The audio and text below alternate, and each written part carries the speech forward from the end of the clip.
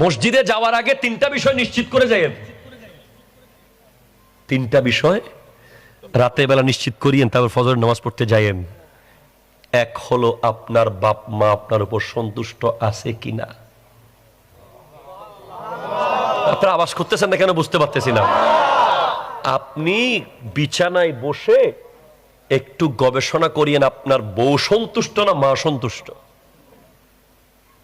কে আপনার উপরে কি বিবি সন্তুষ্ট বেশি না মা সন্তুষ্ট বেশি?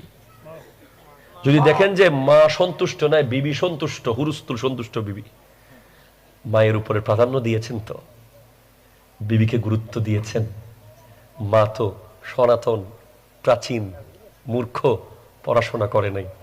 বিবি তো আধুনিক, বিবি তো এ যুগের মেয়ে, বিবি তো কলেজ পড়ুয়া, বিবি তো ইন্টারনেট জানে, বিবি তো স্মার্ট।